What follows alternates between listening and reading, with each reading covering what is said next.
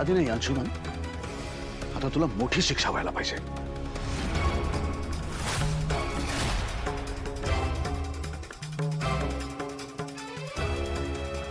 दादा तू तिच्यासाठी मला बरोबर आहे समोर तुझं. दे ह्याला शिक्षा, ह्याला ना शिक्षा झालीच पाहिजे. अरे आम्ही पण आलो, आम्ही अडवायचा पण प्रयत्न केला त्याला, पण हा थांबेच ना. म्हणजे जास्त मारला नाही त्यांनी, पण हे चुकीचंच आहे ना. काय करावं ह्याच्या पुढे कळतच नाहीये मला. नाही कळणार काकू त्याला, कारण शहाण्याला शब्दाचा मार असतो, पण याला नाही कळणार ते. याला घर झाडून पुसून घ्यायला सांगितलं, सगळी घरातली कामं करायला सांगितली, कारण तेव्हा असं वाटलं की या सगळ्या कामांच्या निमित्ताने आपले मदतनीस आपल्यासाठी काय काम करतात दिवस रात्र याची जाणीव त्याला होईल, त्यांची किंमत त्याला कळेल. पण तुझ्यात दीड मात्रही फरक पडला नाही अंशुमन. नाही नाही, आता तुला अशी शिक्षा द्यावी लागेल ना जी आयुष्यभर तुझ्या लक्षात राहील. एका स्त्रीवरती हात उचलणं हा किती मोठा गुन्हा असतो ना, ते आता तुला कळेल.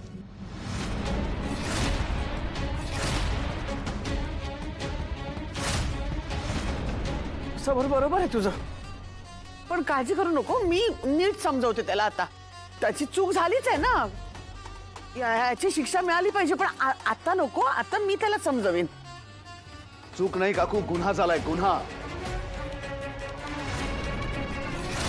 एका स्त्रीवरती हात उचललाय त्यांनी, रोहिणीवरती हात उचललाय. आजपर्यंत या कुटुंबात कोणीही कुठल्याही स्त्रीशी या पद्धतीने कधीच वागलं नाही. बायकांवरती हात उचलणारे भ्याड पुरुष या घरात कधीच जन्माला आले नाही. आणि ही जी रग आहे ना तुझ्या अंगात, ही कष्ट करून जिरव, हे असं एखाद्या स्त्रीच्या अंगावरती हात उचलून नाही. हा जो पुरुषार्थ गाजवायचा ना तुला, तो काम करून गाजव, स्त्रीवरती अत्याचार करून नाही. अरे आपल्यापेक्षा कमी ताकद असलेल्या व्यक्तीवरती कोणी जोर जबरदस्ती करू शकते. हिंमत असेल ना तर तुझ्यापेक्षा ताकदवान माणसाची लढ, आणि फक्त शरीराने नाही बुद्धीने लढ, काम कर, त्याच्यात यश मिळव. एखाद्या स्त्रीवरती हात उचलून जर खूप मोठं मैदान मारलं असं वाटत असेल ना, तर अत्यंत क्षुद्र विचार आहेत तुझे. आणि फक्त स्त्री नाही, या घरामध्ये कुठल्याही माणसाला माणसासारखंच वागवलं गेलं पाहिजे, हे मी तुला पुन्हा एकदा शेवटचं सांगतोय. पिंट्या बरोबर बोलतोस तू. अरे याने हंटरनी मारलं ना रोहिणीला. रोहिणी तू पण आता त्याच हंटरनी ना मार ह्याला. अगं अशा विकृतीला हीच शिक्षा मिळाली पाहिजे.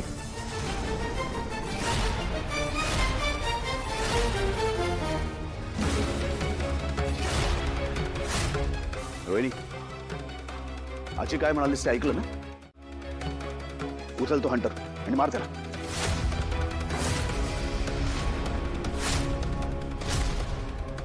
नाही सर, मला नाही जमणार. समोर समोर प्लीज. म्हणजे आई आई हे ना जरा एक्स्ट्रीम होतंय. आणि यांनी जे केलं ते एक्स्ट्रीम नव्हतं. काकू तू त्याला का पाठीशी घालतेस? तो जे वागलाय, त्यांनी जे केलंय त्याचा सिरियसनेस नाही कळत का तुला? खरं आहे तुझं समोर, अगदी खरं बोलतोय. ह्याला ह्याच्या चुकीची शिक्षा मिळालीच पाहिजे. याला मार मिळालाच पाहिजे. आईचा आतड आहे म्हणून मी नाही मारू शकत त्याला, पण सोड. घे रोहिणी, घे तू. मार याला, मार याला. मार याला, मार.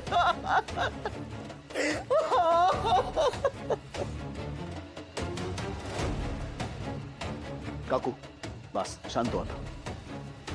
अर्पिता, तो हंटर गॅन तू मार त्याला. तू त्याची सख्खी बहिणेस आणि तुझ्या समोर तो एका स्त्रीशी अत्यंत घृणास्पद वागलाय. मार त्याला.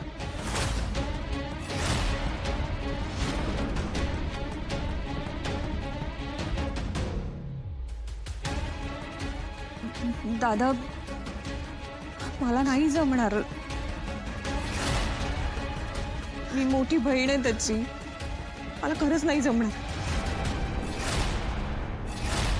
पिंट्या खरं तर माझीच इच्छा आहे रे ह्याला मारायची. अरे पण काय करू, गेंड्याची कातडी ह्याची, माझी ताकद कमी पडेल रे. रोहिणी उचल तू. घे आणि घाबरू नकोस, मी आहे तुझ्या बरोबर. बघू कोण काय करतं ते.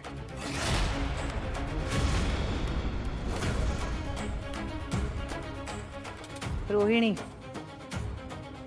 आम्ही सगळे आहोत तुझ्या पाठीशी. समर सर जे बोलतायत ना ते कर, मार त्याला.